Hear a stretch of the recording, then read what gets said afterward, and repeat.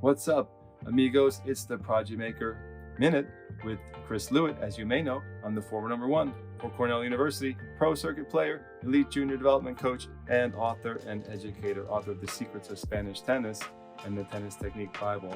Well, I've been doing some critiques of coaching, and I just wanted to put in a brief note about online tennis videos and online tennis content. And I know a little bit about that because I produce content, even though it's just sort of my part time gig.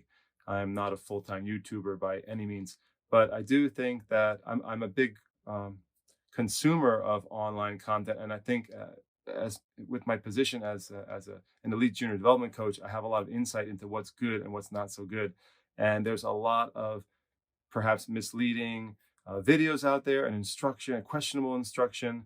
And I know that a lot of people are not in a position like mine where they're an expert on the subject and they may not know what's good and what's not good. But I would provide you guys one caveat, and a major warning is to try not to fall for sexy drills.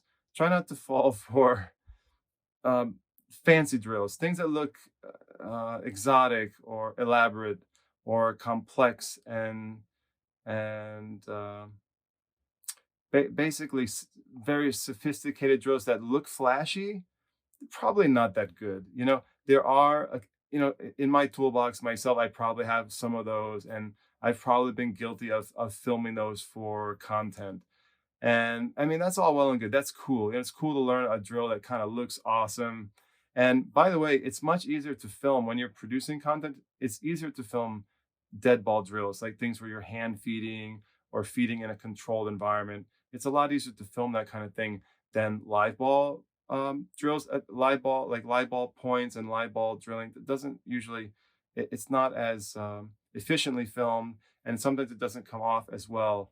Um, from the camera. Sometimes you need multiple cameras to film that kind of thing. So a lot of people just end up filming, like a hand-fed drill or something on one side of the court that's easier to sort of manage and from the lens, from the photographer's perspective or the videographer's perspective. So because of that fact, because of that bias, we get a lot of drills that are sort of dead ball drills and hand-fed drills and racket-fed drills that are featured on socials and on YouTube and things like that. And I just think we can't forget that the best way to probably develop tennis is live ball, is to try to keep it as real as you can.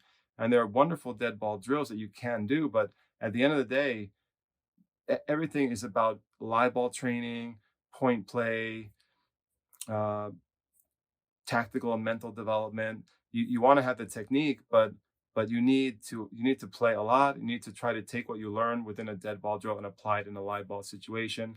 And it's just not as sexy or exciting to present two kids playing some points typically.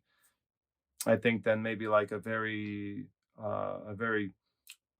sophisticated or drill, that looks kind of sexy. So for what it's worth, try not to fall for the trap of I don't want to name names of I don't want to name like call out people that I channels that I've seen and social media accounts that I follow. But sometimes I'm amazed. I'm like that looks amazing. That drill's amazing, or that guy's doing some really cool stuff there. But like it's not really that useful. And it's not really a system that will actually a method that will help your player. Like keep it simple. I like the Spanish approach, as you may know, and something that's really beautiful about the Spanish way is it's a very simple method.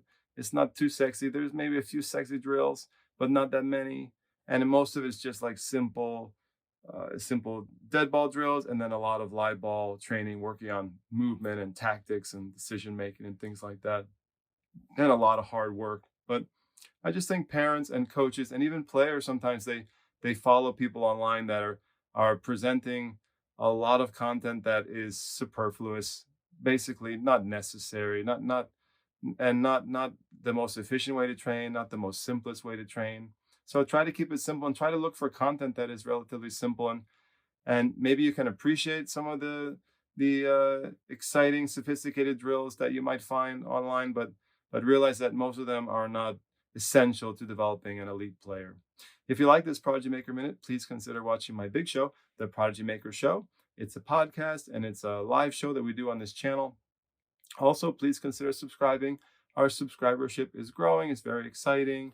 We're a small channel. I just film content and videos in my spare time. I'm a full-time coach and I'm a really full-time dad with 4 kids. So if you like getting content like this, you like learning about high performance tennis and Spanish tennis and things like that, please consider subscribing and supporting the channel, and we'll try to grow and bring in more like-minded people to the channel. Thank you guys, and I'll see you on the next program.